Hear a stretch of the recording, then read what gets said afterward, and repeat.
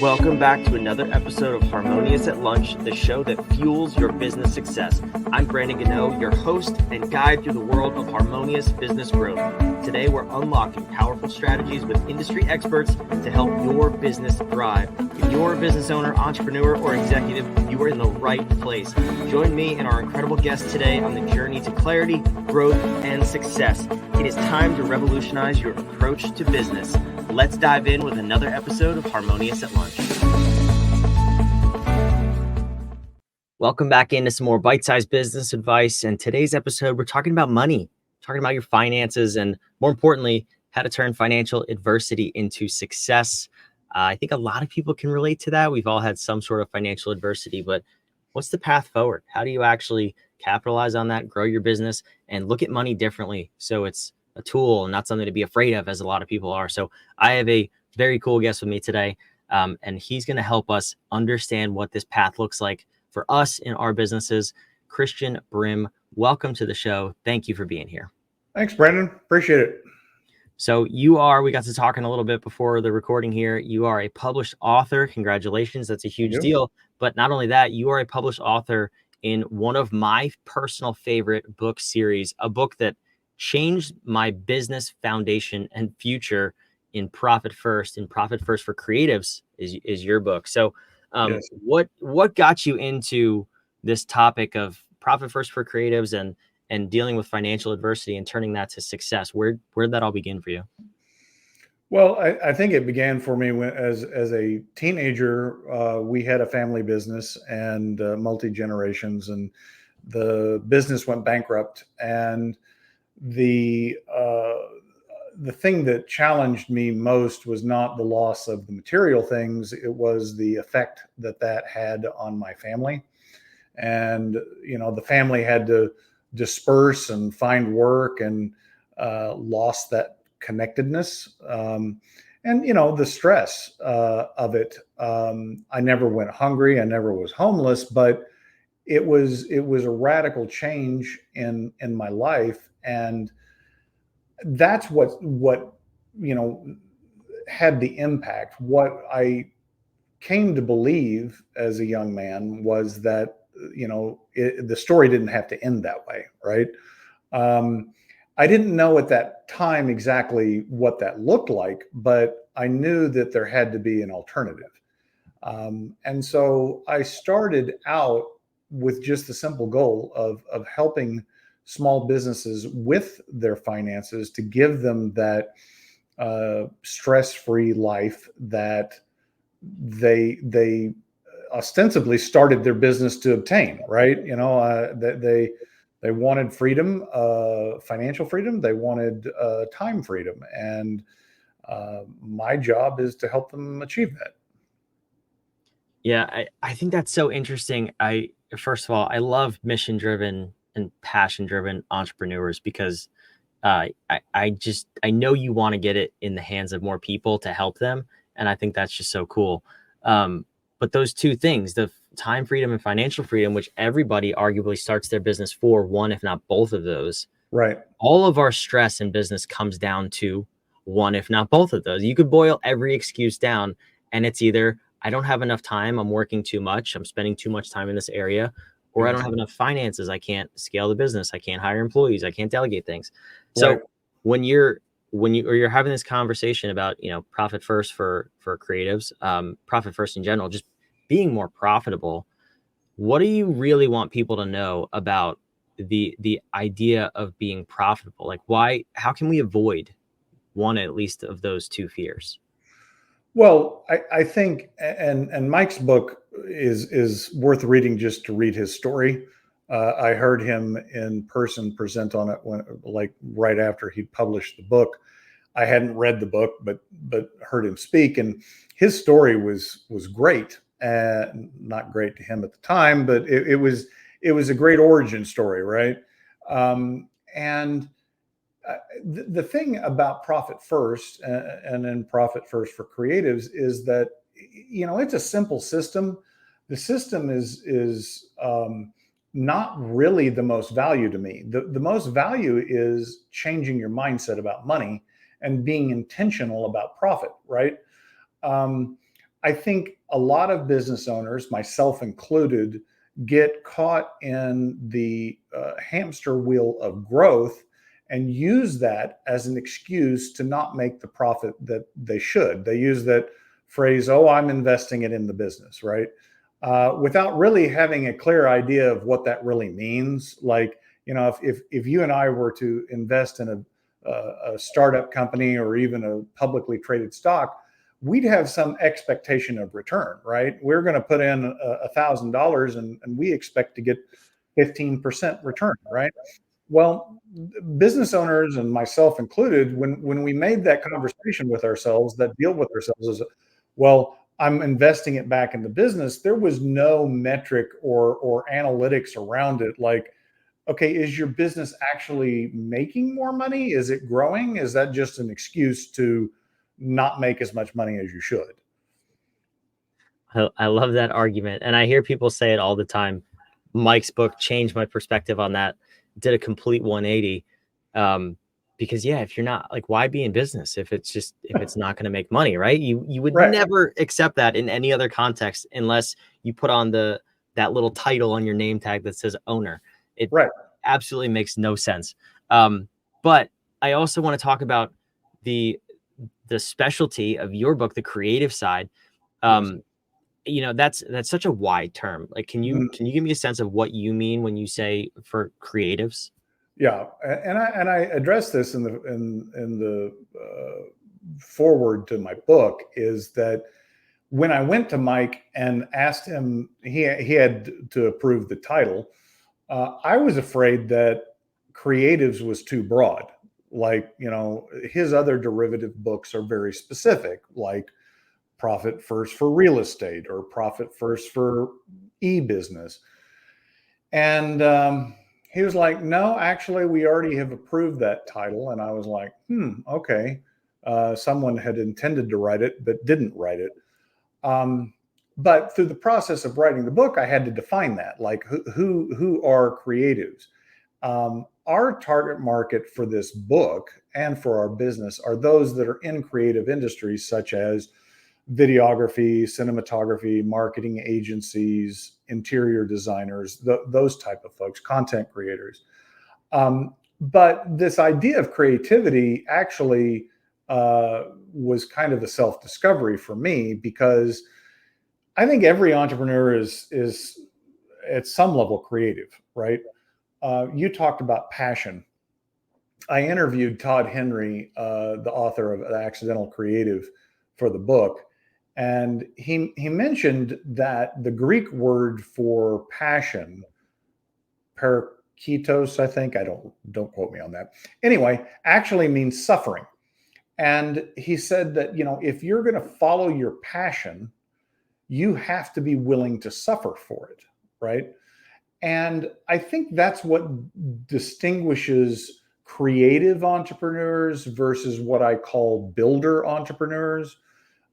Builders see an opportunity, they see a way to make money, some problem that needs to be fixed, and they solve it, but they don't really have any emotional connection to the problem. They don't have any experience in the problem. That's not most entrepreneurs. Most entrepreneurs have some itch that they're trying to scratch for themselves, and that turns into a business, or they have some passion and they follow it.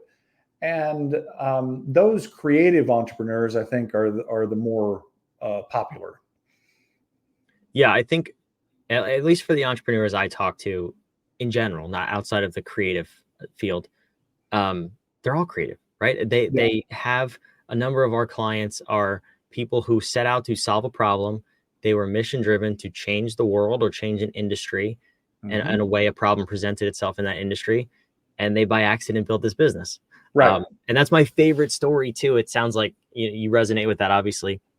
But for those people, and even more on the creative side, what are some of the common pitfalls that you've come across in running their businesses? Some of the examples you said, like a photographer, videographer. I mean, you're talking small businesses, small teams typically, and they're so focused on the art and the creative side and the process or the product that I've seen a lot of them kind of drop the ball on the business side. Do you tend to see that, or what are some of the common pitfalls you see? Absolutely. I mean, I uh, I don't want to work with artists. Let me put it that way, because artists are more focused on the product and not the business side of it. It was an interesting. I started asking some of our clients on a scale of 1 to 10, how creative do you think you are? Like, one is, think an accountant or an engineer, spreadsheets, and 10 is Rembrandt or Beyonce, whatever. Um, and most of them landed self-evaluating in the middle range, right? So they kind of had both aspects. And the ones that are purely focused on the creative aspect of it and don't really care about the money, I can't really help, right? Like, because I mean, um, I talk about this. I've talked about this many times. My daughter graduated from college, magna cum laude, had a job opportunity, and she said, Dad, I think I'm going to go be an artist. And she'd never studied art. She'd been an oil painter, so she'd done it. But I'm like, okay, how are you going to make a living at that, right? Like, who are you going to sell it to? At what price? Asking those business questions. And she finally just got frustrated with me at 22 and said, I don't know, Dad. I'm just going to make what I want to make, right? And her journey, I mean, she has supported herself as an artist, so she's figured it out, but she still really clings to that. I'm going to make what I want to make. I'm not making, I'm not doing commissions. I'm not doing, so, but that limits the business potential, right? If you're doing it out of your own creativity rather than solving a problem that's out there, you're going to limit your business potential. Yeah, and that's completely fair. I think that's easy to see, especially for anyone listening to this show. We're more business focused, but for those people who are on the side of really good at what they do, started their business for a passion, don't fully get the business side, but want to. What have you seen in the shift from the mindset shift that you said about just thinking about profit as more of a tool and shifting the mindset? How has that improved their business as a whole? Well, I think what happens when you start to focus on profit is you start to run into your own limitations, right? and this is true in any business, but especially true with creatives. And one of my colleagues calls it the entrepreneurial inflection point. That point where they realize that whatever needs to be done to take the business to the next level, they can't do it, right? And I see it. Most businesses experience that first inflection point when they have to hire employees and delegate, right? And most business owners get stuck there. They might hire employees, but they never truly delegate the work. They're just doing the work, and the employees are picking up the pieces, right? But if they can truly delegate, which means give authority to somebody to do, you deputize them to go do what you would do in their stead, then they can progress. But eventually they're going to reach another inflection point where, they realize whatever skill set the business needs, they don't have. And they have the opportunity to learn that skill set if they want to, but there's also the opportunity to outsource that, right? So, like, bring in a partner to handle those things that they can't do but need to be done. So what does that what does that look like? Because that's where I see a lot of people getting scared because they think they've built this thing at both of those inflection points, as a matter of fact. And I think you hit the nail on the head. They've built this business. It's their baby. They're creatives. So they're even, they're probably tied to it through passion or mission. And then to give it to somebody else, there's that fear of, what if they kill it? What if they kill my baby? What if they drop it and it gets a bump on its head? Particularly at that second inflection point, when they have to become either the CEO or the chairman of the board, what does that typically look like for creatives? I've honestly never explored that because I usually don't work in that industry, that side of the industry. So what have you seen people typically tend to do? Well, I think, and this has definitely been my journey as well, is I think it takes a lot of self-work, a lot of understanding yourself, why you think what you do, why you act and do what you do, why you feel the way that you do, right? As you were saying that with the reference to the baby, I was thinking of two things. One, I was thinking of when we had our firstborn, we went to a high school football game, and my family was there, and they were passing my daughter all around, and my wife was terrified. She just, was sick to her stomach. And I'm like, all of these people have held babies before, right? They've had their own kids. They know what they're doing. It's okay. But, her having that feeling, that rational thought was not going to break through, right? But the experiencing it, she was able to say, okay, they're not going to drop my baby. And I think that, when I get to the point where I'm starting to feel fear or anxiety about turning something loose, I like to think about worst case scenario, right? So let's say, what's the worst case scenario that I hire Brandon and he just screws it up? What does that look like? And if I can get comfortable with the worst case scenario, then I can rationally move past that feeling. I'm not going to eliminate the feeling, but at least I've come to grips with, okay, here's the worst case. And it's likely not going to be a worst case, but I can survive the worst case. And that allows me to progress through that feeling.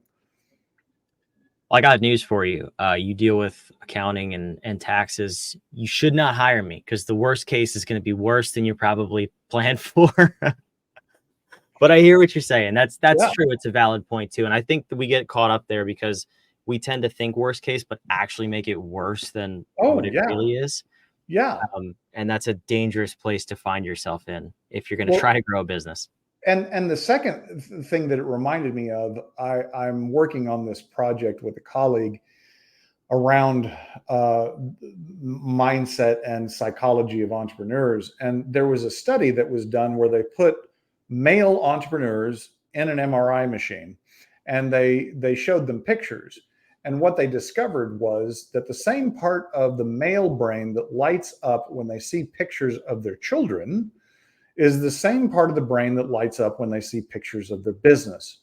And so yes, now they didn't do this study on women because I'm sure it wouldn't be the same, but for you and me, when you're talking using terms like baby, it's real, right? And so all of those feelings that are happening, yeah, they're the same feelings. That's crazy. I don't know if I want the study to be done on women, or I think that just sums the whole thing up anyway. I'm split on that decision. Yeah. Oh, that's wild. But no, this has been a great episode, Christian. I appreciate you coming here and sharing your wisdom and your book too. Let me put your website on the screen. If you want to go grab a copy of the book, check out Profit First for Creatives. It's also, the direct link is in the show notes down below. But Christian, I love to end these episodes with a question, and it's a question from you to the audience. So in the context of what we're talking about, everything we've talked about today, we believe that powerful questions get powerful answers. So you're talking about shifting your mindset about money, looking at your business differently, running your business like more of a business, all of these great things. But for the listener, what is that powerful question you want them to ask themselves until they get that powerful answer? I think it would be something along the lines of how long are you going to continue struggling with your finances, your cash flow, your profitability until you're willing to make a change? Like how much pain are you willing to endure? Because you don't have to. I mean, that's a false question. You do have an alternative. So the question is, how much are you going to suffer? That's a good question. I like that. I encourage you as a listener to think about that and make a change, whether that's Yeah. profit first for creatives, profit first in general. Great book, great topic. I encourage both of them. Christian, thank you for being here. This is a great episode. Thank you, Brandon. Appreciate it. For those of you watching and listening, we want you to subscribe. Hopefully you like this content. You want to keep coming back for more. We want to put these episodes out every single day of the week to help you grow your business, get outside of that box, make it easier, build a more harmonious business and life. That's the whole goal with this show. If you want to hang out with us, with the people on the show, the amazing guests, and the other listeners, jump on over to whatif.com/group. It'll take you to our private Facebook group where we just have a party and we build harmonious businesses all the time. We'll see you there, and we'll see you on the next episode of Harmonious at Lunch.